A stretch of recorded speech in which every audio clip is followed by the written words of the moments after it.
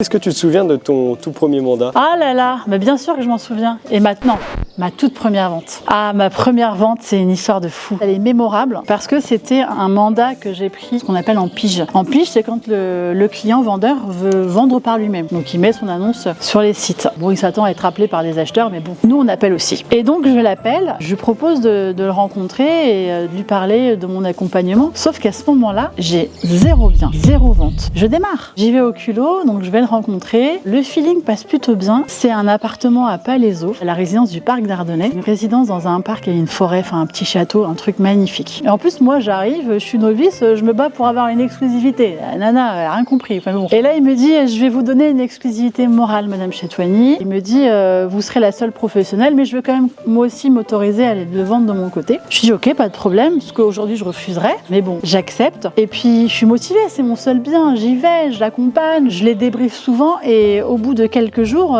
il m'envoie un message et il me dit, écoutez, j'ai retiré mon annonce, ça me suffit, vous faites le job, tout va bien. Premier week-end de visite, j'ai au moins 5 visites. Il faut savoir que c'est un 4e sans ascenseur. Pas simple, avec des parties communes dégueulasses, tout à refaire. Mais c'est pas grave, le ravalement avait été fait et le point positif de fou dans cet appart, c'est qu'il était au 4e, mais qu'il avait une vue sur la forêt et qu'il était plein sud. Donc luminosité, vue dégagée, truc de fou. J'ai mes visites qui s'enchaînent, les gens tiquent un peu, voilà, sur l'ascenseur, etc. J'ai ma dernière cliente qui arrive, on commence à monter les escaliers. Ce que je faisais, c'est qu'arrivé au 2e, je faisais une petite pause parce qu'il y avait une espèce de fenêtre et je leur montrais le paysage, mais en fait c'était pour reprendre mon souffle. Donc petite pause technique et stratégique.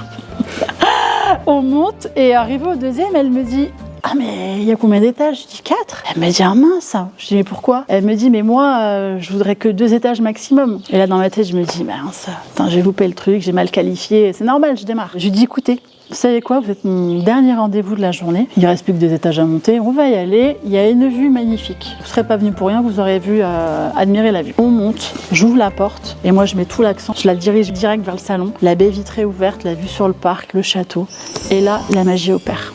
Elle a un coup de cœur immédiat. Et tu sais quoi, je lui ai vendu au prix sans négociation. Et on est restés amis, c'était vraiment une très belle vente. Et voilà le début de mon aventure et puis la suite, voilà, tu la connais.